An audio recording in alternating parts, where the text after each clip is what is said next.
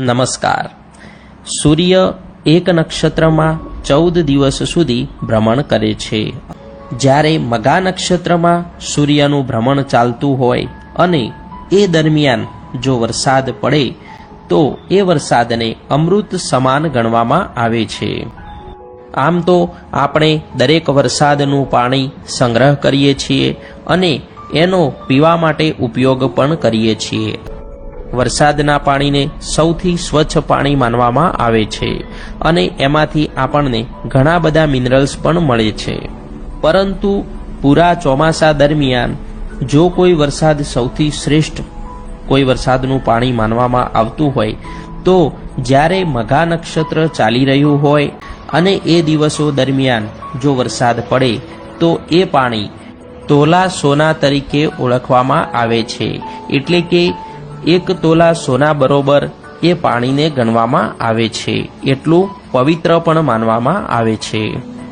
અને કહેવત પણ છે કે મઘા કે બરસે માતા કે પરસે, એટલે કે જ્યારે માતા પીરસતી હોય અને માતાનો બાળક પ્રત્યે જે ભાવ હોય એ ભાવ સમાન આ પાણીને ગણવામાં આવે છે।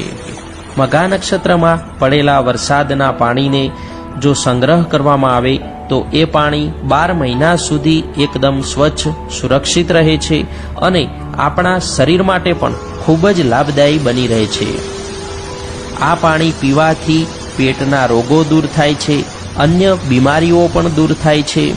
આ પાણીથી નાના બાળકોને પેટમાં દુખાવો થતો હોય, પેટમાં કરમિયા પડ્યા હોય અને જો આ પાણી પાવામાં આવે તો એમાં લાભ થાય છે। આયુર્વેદિક દવાઓ તમે લઈ રહ્યા છો અને એની સાથે આ પાણી લેવામાં આવે તો એ દવાનું મહત્વ પણ વધી જાય છે। જો તમે કોઈ આયુર્વેદિક દવા બનાવી રહ્યા છો અને એ દવા બનાવવા માટે જો આ મઘા નક્ષત્રના પાણીનો ઉપયોગ કરવામાં આવે તો એ દવા વધુ ગુણકારી પણ બને છે। જ્યારે અપચો, ગેસ કે એસિડિટી થાય છે ત્યારે આ પાણી વધુ લાભદાયી બની રહે છે। મઘા નક્ષત્રનું પાણી ગંગાજળ સમાન છે અને એવું કહેવાય છે કે મઘા વરસા તો સોના બરસા। મઘા નક્ષત્રની વિશેષતા એ છે કે આ પાણીને શુદ્ધ કરવું પડતું નથી, એ બગડતું નથી, એમાં ક્લોરીન જેવી દવાઓ પણ નાખવી પડતી નથી। જો કોઈ કારણસર પાણીમાં ગંધ આવે છે, દૂષિત થાય છે તો એમાં ફટકડી ફેરવીને એને આલ્કલાઇન પાણી પણ બનાવાય। હવે આ મઘા નક્ષત્રના પાણીના કેટલાક ધાર્મિક ફાયદા પણ છે, જેમ કે નકારાત્મક ઉર્જા દૂર કરવા માટે તમે ઘરમાં એનો છંટકાવ કરી શકો છો। આ પાણી ગંગાજળ સમાન છે માટે શ્રાવણ માસમાં મહાદેવને અર્પણ કરવું ખૂબ જ પવિત્ર મનાય છે।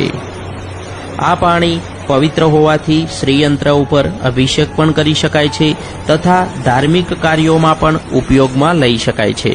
અને આ પાણીને લાંબા સમય સુધી સુરક્ષિત રાખવા માટે સ્ટીલના, કાચના, તાંબાના, પિત્તળના, કોસાના કે ચાંદીના વાસણનો ઉપયોગ પણ થઈ શકે છે।